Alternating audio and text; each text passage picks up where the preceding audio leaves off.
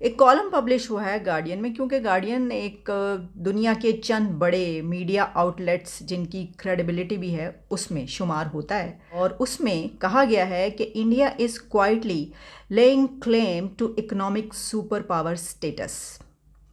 ये पता चलता है कि दुनिया के लैंडस्केप पे अगर इकोनॉमी की जब हम बात करते हैं तो उसमें इंडिया किस तरीके से आगे बढ़ रहा है।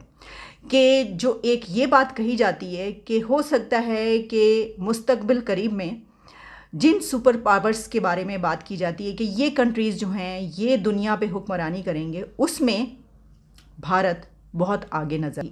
इस वक्त वो कंट्री जो शायद चाइना को भी पीछे छोड़ता हुआ नज़र आ रहा है, उसका नाम लिया जा रहा है इंडिया।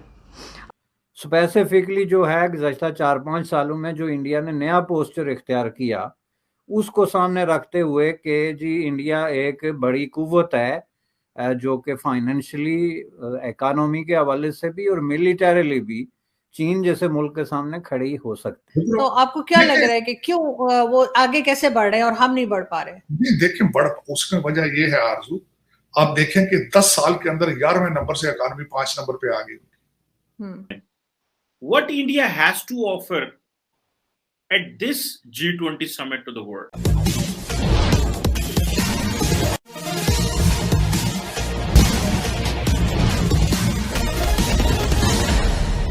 दुनिया के सबसे मशहूर और पुराने अखबार द गार्जियन ने, जो यूके से प्रकाशित होता है, एक सनसनीखेज खुलासे में यह कहा है कि भारत चीन को पछाड़कर विश्व की सबसे ताकतवर आर्थिक व्यवस्था बन जाएगा। इस संबंध में पाकिस्तान और चीन दोनों के होश कैसे उड़े हुए हैं, आइए सुनते हैं। इस पे उन्होंने कहा कि India has already benefited from a large well educated English speaking middle class, helping the country to develop world-class IT and pharmaceutical sectors. It also has strong consumer demand, which accounts for about 55% of the economy, compared with less than 40% in China. तो ये थोड़ा सा उन्होंने comparison पेश किया है भारत और China का, कि दोनों जो हैं वो किस सिचुएशन में, लेबर की अगर बात कर लें, पॉपुलेशन, वर्किंग पॉपुलेशन की बात कर लें और सप्लाई चेन की बात कर लें, तो उसमें दोनों कंट्रीज़ कैसे एक दूसरे को जो है वो टफ़ टाइम देते हैं, लेकिन इसमें एज भारत को हासिल है। उसके लिए मैंने आपको पॉइंट्स बता दिए जो उन्होंने पॉइंट्स कहे हैं। तो ये बहुत जो स्टडी है बड़ी कमाल की है। मेरा ख़्याल है कि पाकिस्तान को ये स्टडी करना चाहिए। ये केस जो है, इंडिया का केस, पाकिस्तान को स्टडी करना चाहिए आगे बढ़ने के लिए। स्पेसिफिकली जो है गुज़श्ता 4-5 सालों में जो इंडिया ने नया पोस्चर इख्तियार किया, उसको सामने रखते हुए कि जी इंडिया एक बड़ी कुव्वत है, जो कि फाइनेंशियली, इकोनॉमी के हवाले से भी और मिलिटरीली भी चीन जैसे मुल्क के सामने खड़ी हो सकती है। जिसका अब दूसरी शक्ल में आप देखेंगे, ये जो वहाँ पे इत्तेहाद हुआ जिसमें Australia, Japan, United state of America है, वो क्लियरली वो इत्तेहाद जो है एक मिलिटरी स्ट्रेटेजिक इत्तेहाद है, जिसका मतलब ये था कि इस खित्ते में चीन को जो है वो कंटेन किया जाए। तो उसके नतीजे में जाहिर है फिर ये एक बहुत बड़ा एक डिसीजन था दोनों तरफ से, कि जहाँ पे आप इंटरनेशनल पॉलिटिक्स में अपने आप को बाकायदा अलाइन करते हैं किसी एक कुव्वत के साथ, तो उसके नतीजे में एक जो टेंशन क्रिएट होती है उसका थोड़ा बहुत असर जो है वो डेफिनेटली बॉर्डर्स पे भी पड़ता है। अब आपने सवाल पूछा what India has to offer to the world.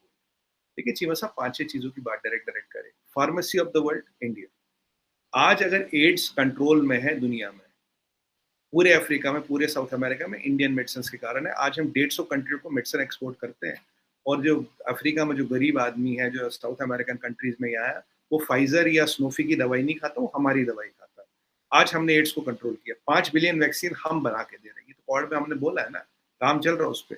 200 crore को लोगों को से ज्यादा तो हम ऑलरेडी वैक्सीन लगा चुके हैं। अभी देखिए, सबसे ज्यादा इंजीनियर डॉक्टर हम दे रहे हैं, सबसे ज्यादा आईटी हम दे रहे हैं।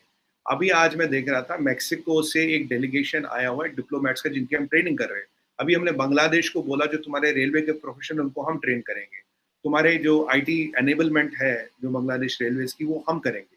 हमने अपना कोविन एप्लीकेशन, जिससे कोविड मैनेजमेंट होता है, ये कम से कम 30-32 कंट्री, तो हमारा कोविन यूज करिए ना जी, मतलब आज की डेट में ओपन सोर्स कर दिया हमने, चलो आप यूज कर लो।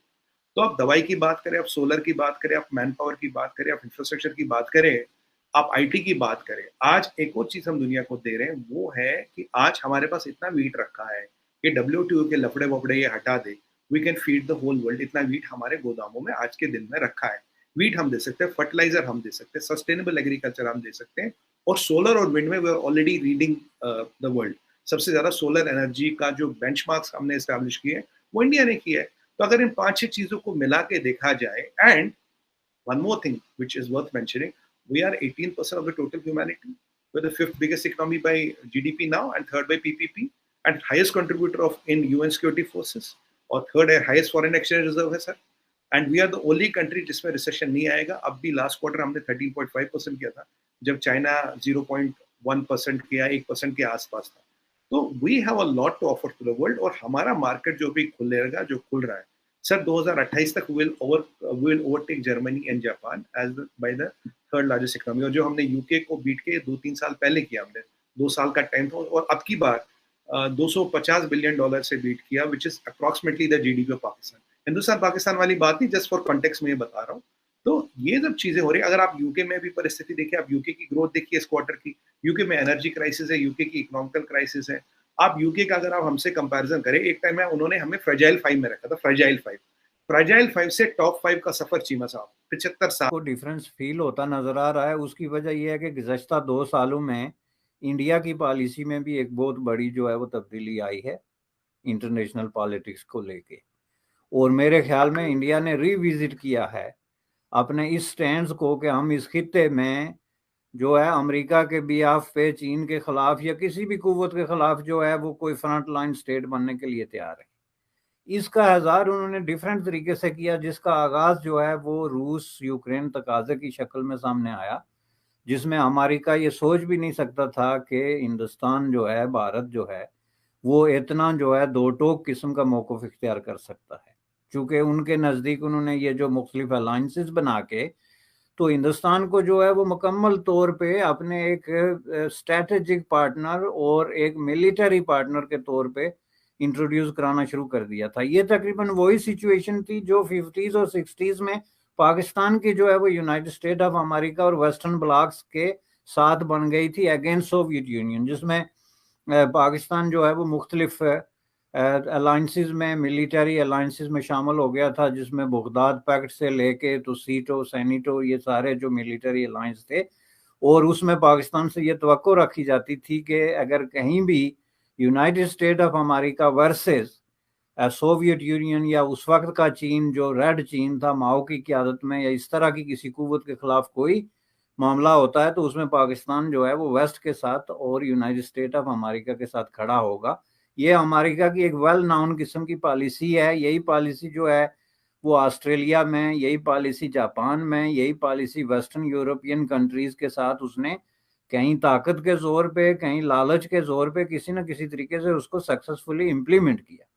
और इसमें मैं समझता हूँ कि इंडिया वाहिद कंट्री थी जो इस जाल से बच के निकल गया। अब यह दुनिया में ढकी छुपी बात नहीं है कि चीन के पराभव का समय आ गया है। चीन अपने आर्थिक ताकत के बल पर अपने सामरिक शक्तियों को बढ़ा लिया था और पूरी दुनिया के लिए एक चैलेंज बना हुआ था, चैलेंज से ज़्यादा मुसीबत बना हुआ था, क्योंकि चीन ने अपनी आर्थिक व्यवस्था को इस तरह सुनियोजित कर लिया था कि पूरी दुनिया का सप्लाई चेन चीन से किसी न किसी रूप से जुड़ा हुआ था। लेकिन चीन का जो रवैया सबके सामने आया है, चीन का जो काला चेहरा सामने आया है कि चीन इस अपने आर्थिक ताकत को अपने सामरिक ताकत में, अपने विस्तारवादी नीति के बढ़ावा देने में लगा रहा है, और उसकी वन बेल्ट वन योजना इसी का एक हिस्सा है। और साथ ही चीन के जितने पड़ोसी हैं उनके ज़मीन को हड़पने का जो कार्यक्रम उसने शुरू किया है, सबकी निगाहें इसी पर टिकी हुई है। भारत ही नहीं बल्कि चीन के जितने पड़ोसी हैं और इसके अलावे जो समुद्री सीमाएं जिनसे सरती हैं, चाहे ऑस्ट्रेलिया हो, जापान हो या दूसरे देश हो, उन सब के साथ चीन का ही रवैया है। इसलिए सभी देशों ने चीन को सबक पढ़ाने का जो ठेका लिया है, भारत उसकी अगुवाई कर रहा है। और अब खबरें जो आ रही हैं कि भारत जो सामरिक ताकत तो गलवान घाटी में चीन को जो जवाब शक्ति के बल पर दिया वह तो अपनी जगह विद्यमान है ही। अब भारत आर्थिक ताकत में भी चीन से ऊपर जाने लगा है और यह कोई और नहीं बल्कि दुनिया के सबसे मशहूर और प्रतिष्ठित अखबार द गार्डियन ने खुलासा कर दिया है। इससे चीन की तो होश उड़ ही गए हैं। पूरी दुनिया भी इस प्रकार की चर्चा कर रही है कि आखिर भारत ने ऐसा क्या कर दिखाया कि भारत दुनिया की अब विश्व की बड़ी आर्थिक ताकत बनकर उभरने वाला है। आज के लिए बस इतना ही। जय हिंद। आप अगर हमसे जुड़ा रहना चाहते हैं तो कृपया मेरे चैनल को सब्सक्राइब करें तथा बेल आइकन भी दबा दें ताकि नई वीडियो की जानकारी तुरंत आप तक पहुंच जाए। धन्यवाद। जय हिंद।